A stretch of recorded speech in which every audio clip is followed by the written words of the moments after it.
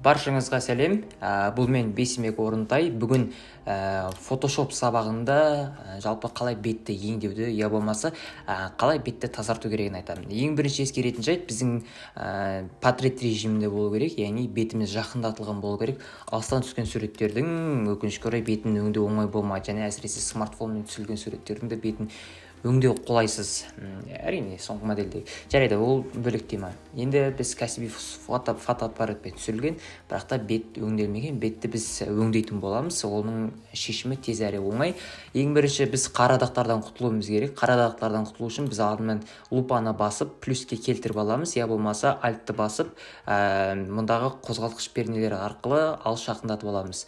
Содан кейін алдыға артқа. Содан кейін біз мұнда Spot Healing Brush Tool деп тұрады, я болмаса J-ді басамыз. J-ді басып, ең оңай жолы ыстық перне, біз қара дақтардан құтыламыз. Міне осындай қара дақтардан құтыламыз. Яғни міндетті түрде қара дақтардан құтылмай, қазір бізге өңдеу жасау қиынға соғады. Сондықтан қара дақтардан құтылып аламыз. Содан кейін Ctrl-J-ді басқанда біздің суретіміздің копиясы жасалады. Көшірмесі ол міндетті түрде керек болады бізге қазір.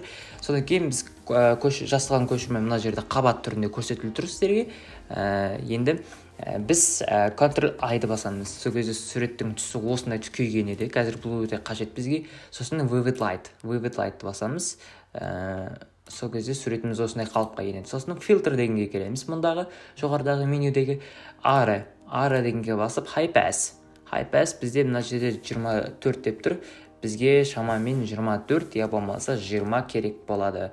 Бірақ мен қазір 24-ті таңдағым келіп отыр. Негізі осындай аймақтарда, облыстардағы нәрсені таңдау керек. Сосын фильтрге қайтадан кіремізде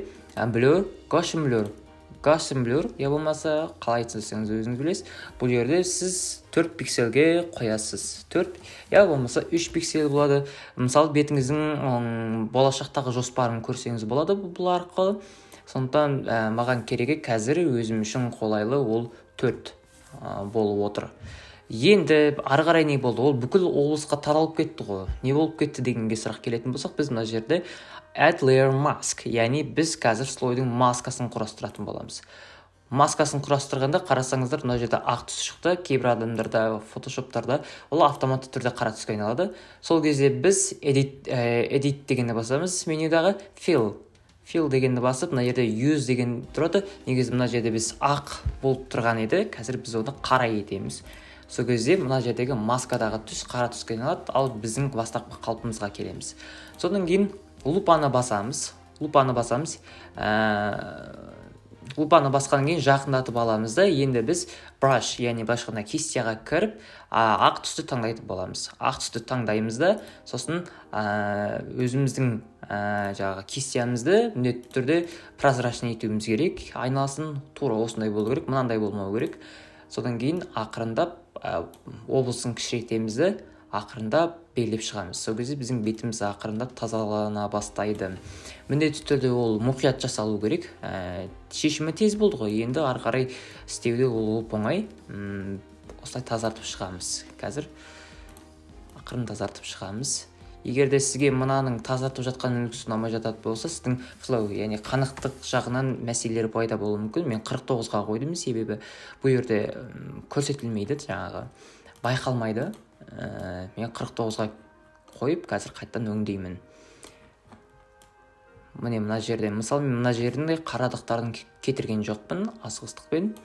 Бірақ міндетті түрде қарадықтарды кетіруіміз керек. Егер де осылай, енді тағы үлкейтіп аламыз. Егер де үлкен беттерді өңдеу керек болса, үлкейтіп аламыз. Мына жер қара болып кетті, қатты болмайды. Көмірдей болып кетті. Мына жерде өзбек болып кетті. Мінекей, біздің бетіміз жаңадан қарағанда тәуірлеу. Қараңыздар, дейін осындай болды, кейін осындай болды. Егер де мұна өте жасанды екен деп ойлап қалсаңыз, я болмаса басқалар солай ойлайды ғой деп қалсаңыз, онда тұрған ештеңе жоқ. Сіз мына жерден прозрачность, яғни opacity деп тұр, сол жерден сіз 100%-дан ақырындап пайызға төмендетуіңіз болады. Егер де более-менее жақсы болғанын қаласаңыз, міндетті түрде 75%-ға қойғаныңыз жөн. Сол кезде ешқандай мәселе болмайды. Міне осылай біздің дейінгі бетіміз мынандай, кейінгі бетке осылай айналды. Міне мына жердегі кішкене қара бетін түрткенде осындай болып қалыпты. Міне осылай шешім табуға болады. Назарларыңызға рахмет. Маған қарап жасай беріңіз.